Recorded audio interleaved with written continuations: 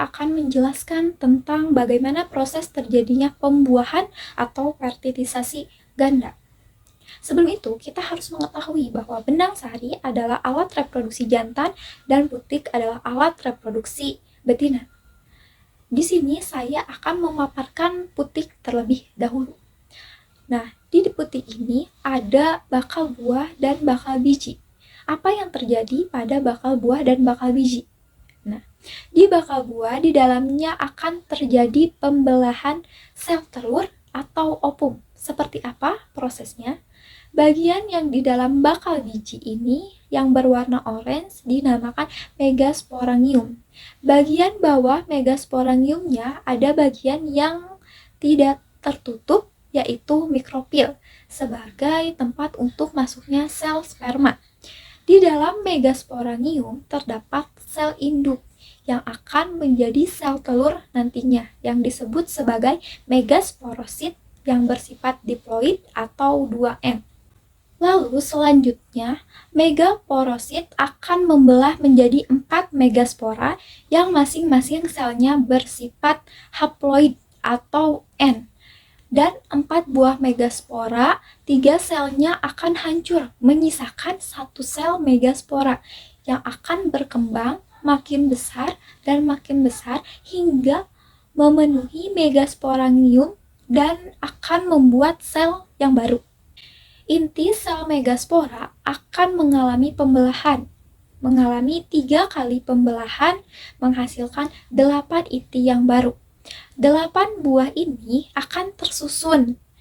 Yang pertama adalah 3 inti di atas, lalu yang kedua adalah 3 inti di bawah di dekat dengan mikropil dan 2 intinya di tengah.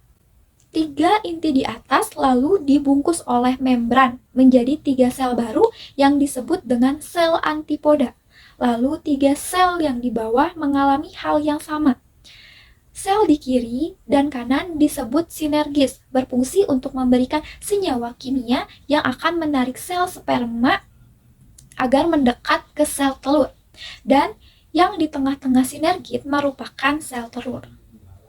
2 inti yang di tengah akan tetap jadi inti yang disebut dengan inti kandung lembaga sekunder. Lalu selanjutnya kepala sari dan kepala putik.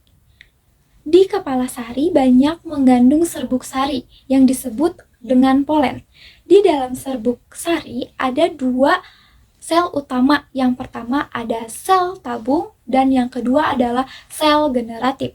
Sel generatif inilah yang akan membelah menjadi 2 sel sperma. Nah, bagaimana prosesnya? Serbuk sari akan menempel di kepala putik yang disebut dengan polinasi. Menempelnya disebabkan bisa oleh angin, bisa oleh serangga, atau hewan lainnya.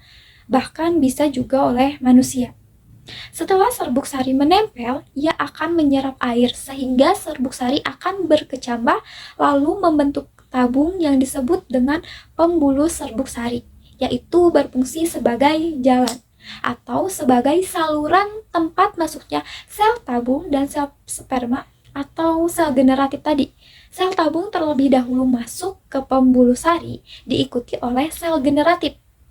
Jadi, sel tabung seperti penuntun bagi sel generatif. Dia akan terus ke bawah menuju sel telur. Di saat jalannya sel generatif, jadi saat sel generatif itu jalan, ia akan membelah 2, membentuk 2 buah sel sperma. Setelah di mikropil, ia akan menembus megasporangium, lalu masuk ke dalamnya. Nah, kan tadi ada 2 sel sperma. Yang pertama akan membuahi sel telur yang nantinya menjadi zigot atau calon individu baru. Sedangkan 1 buah lainnya akan membuahi inti kandung lembaga sekunder yang ada di tengah itu menjadi endosperm yang berfungsi sebagai cadangan makanan bagi biji. Setelah terjadi pembuahan, biji berkembang. Nah, buahnya mengalami pemasakan. Maka inilah dinamakan pembuahan atau fertilisasi ganda. Alasan kenapa ini disebut sebagai pembuahan ganda?